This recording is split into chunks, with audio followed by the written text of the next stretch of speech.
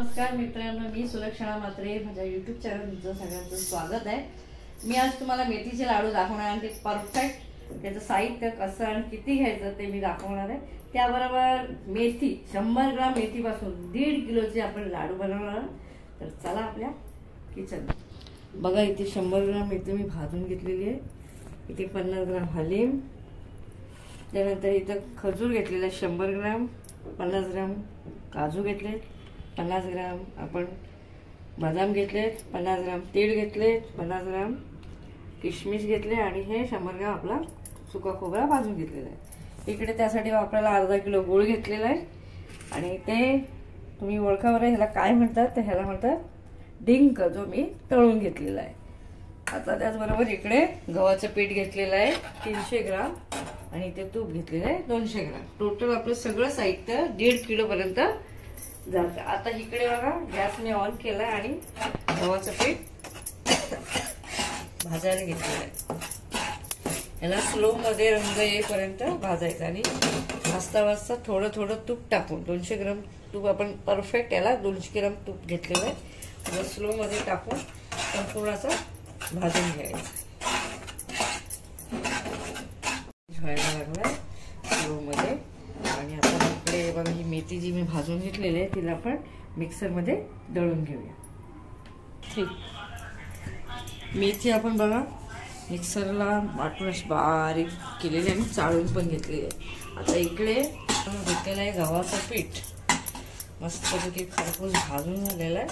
त्याचा कलर पण मस्तपैकी चेंज झालेला आहे. आता ह्याला आपण काढून घेऊ आणि गुळाचा पाक बनवायला घेऊ. आता ह्याचा मी गॅस स्लो केलेला आहे आणि ह्याच्यातच आपण गुळाचा पाक बनवणार. आता हे सगळं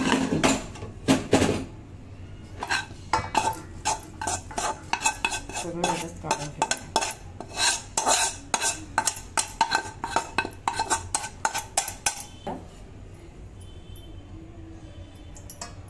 2 चम्मच आणि त्याच्यातच हा गूळ टाकायचा आहे.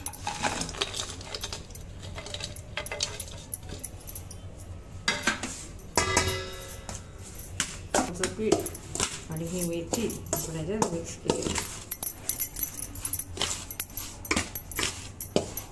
गरम आहे म्हणून तुम्ही कालत्यानेच हलवायचं, काय हलवू नका, कारण तुपात आपण भाजून घेतलेलं आहे. हे जे भाजलेलं हलीम आहे थोडंसं आपण मिक्सरला थोडंसं दरदरीत दळून घेऊया.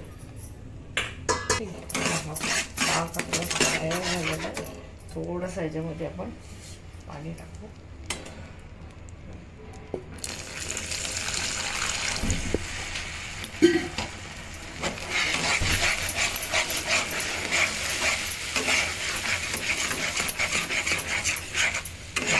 उकाळा येऊन देऊ तोपर्यंत बघा हे सगळं साहित्य मिक्स केले. हे जे आपण संपूर्ण साहित्य त्याच्यामध्ये बघा, हा जायफळ आहे तो मी अर्धा खिसून ह्याच्यात टाकलाय. हे बाकीचं सगळं साहित्य याच्यात आपण टाकूया.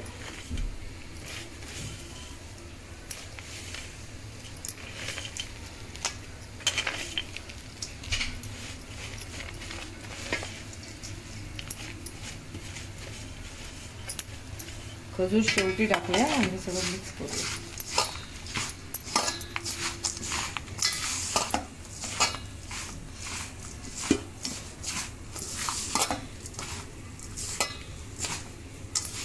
इथं आपण हा डिंक तळून घेतलेला आहे, आता टाकायचं ना. अर्धा आपण आता फिरून परत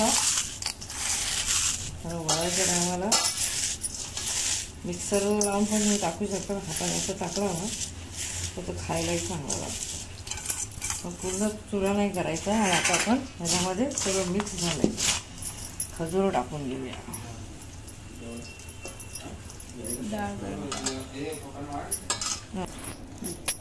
हे सगळं सारण आपलं मिक्स झालंय. आणि आता हा जो गूळ आहे तो गॅस बंद केलाय, संपूर्ण ह्याच्यामध्ये टाकून